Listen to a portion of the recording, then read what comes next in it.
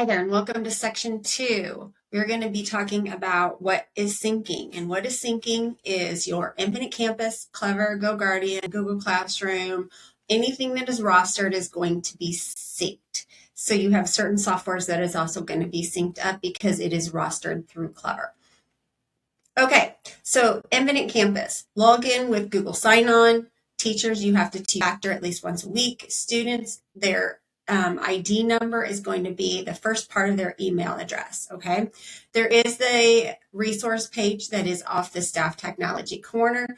Please use this resource if you need it. So when you log into Infinite Campus, you're going to go right to Teaching Center, and you should see your classes that you have there.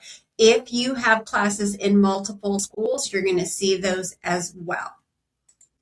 Next is Clever. Clever is where we are going to do our two-factor authentication for students this year. Students will use Clever as their sign-on on their device. So on their Chromebooks, they're going to use Clever.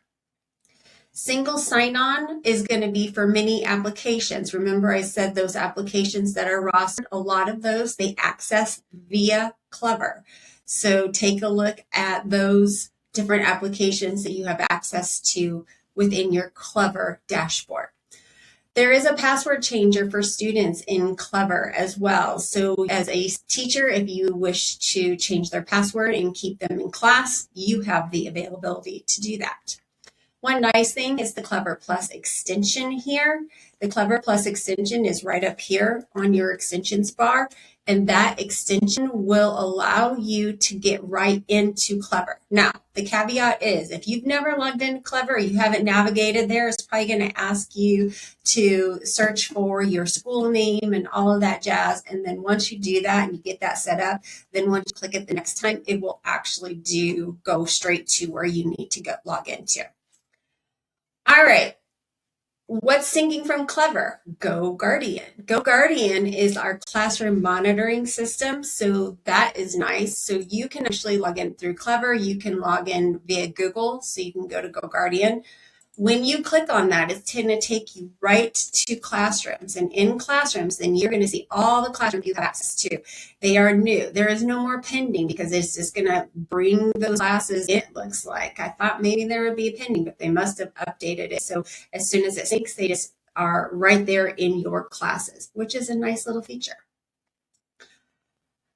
Okay, so there is over here a step-by-step tutorial. There's training videos, there's GoGuardian University, there's lots of different ways that you learn about GoGuardian if you plan on using it often within your classroom.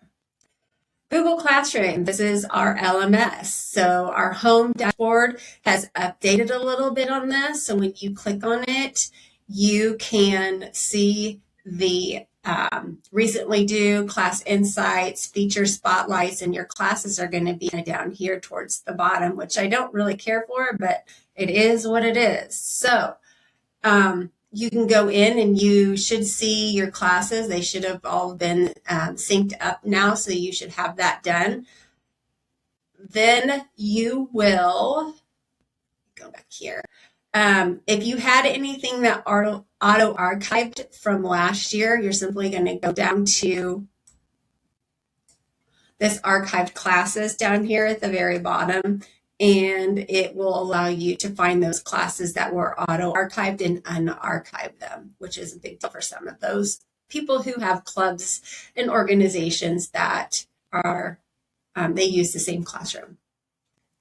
For classes though, we do not want you to use the same classroom from last year. There are so many updates that happen every year that you need to keep your classroom updated and new with the newest version at all times.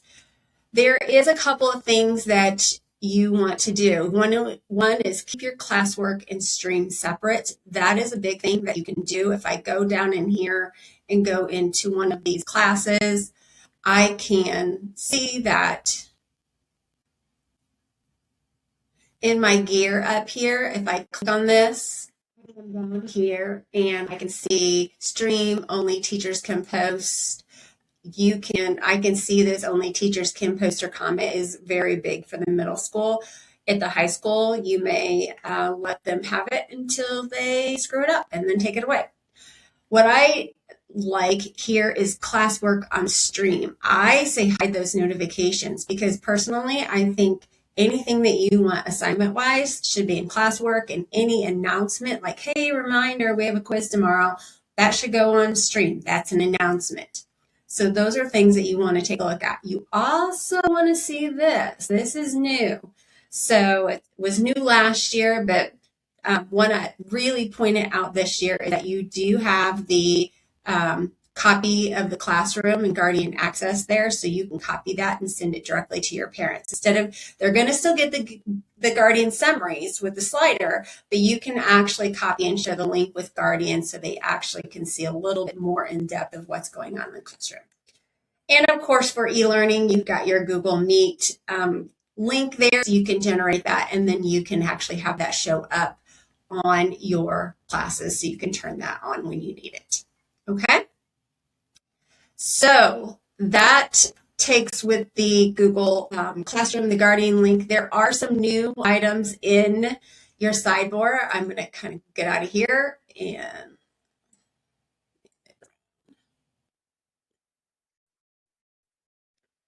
so you do have some resources here under resources. If you click underneath that, you're going to see that it jumps to a new window. And in that new window, you have practice sets and new video activity.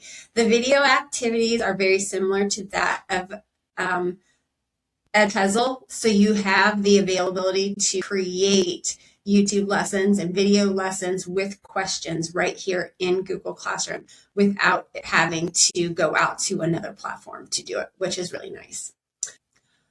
Okay, then we have what is rostered. Clever is rostered software. So we have specific software that is for courses that is rostered. So these are just some that I know for sure that are rostered. And there's probably some other ones that are more specific to individual courses, and that is fine. But it's all going to be dependent on your grade level and what you have access to.